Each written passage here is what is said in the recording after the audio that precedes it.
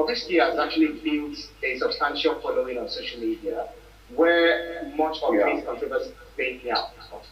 How do you think the social media has amplified the situation? Do you think platforms like Instagram, Twitter, TikTok, name it, are shaping the way public figures engage with legal challenges in Nigeria? And how do you think this can signal a shift in how these battles are fought in the public eye?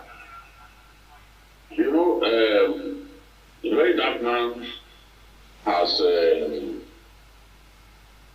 changed the narrative. Many people see him as a young man unhappy with many things happening in our country, and he wants to change. He honestly wants to change. Many people, and most of the time, he gets his arguments right. For example, he warns Nigerians that Dangote will not sell cheap fuel for them.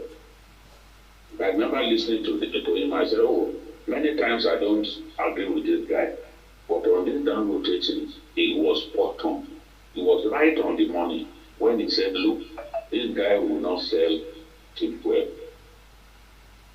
So, when we had these demonstrations, these riots, he also told people to forget about the riots. That they said, I knew that you abuse me, but this riot, these protests are not necessary at this stage, because people began to use it to loot, to attack people physically and all that. So he could also, he has built a very solid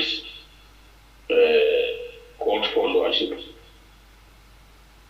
within so short a time.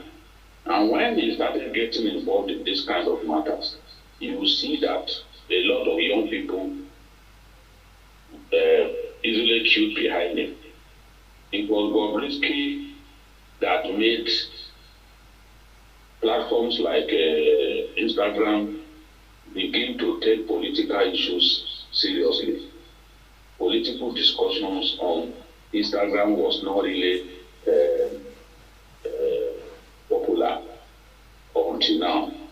Instagram, you see a lot of video sharing, a lot of photo sharing and all that.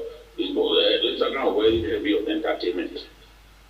But VDM changed the narrative and began to bring political issues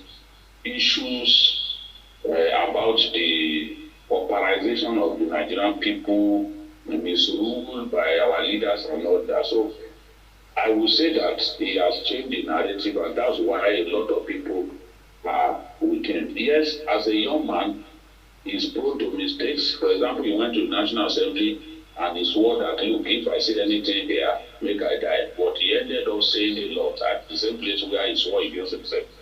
You know, he's a young man, such mistakes will happen. I think that there are mistakes he made in this particular audio clip. The commentary that Iran was unnecessary, because it's that commentary that put him on collision course with the Falanas. Before you can make such commentaries, you have to be very, very sure of your facts. You know, so as you can see now, the table got turned against him, and he was forced to apologize to Falana, but it has not stopped there. They proceeded to court because they promised to use him as a scapegoat. That's so that you do not libel people carelessly.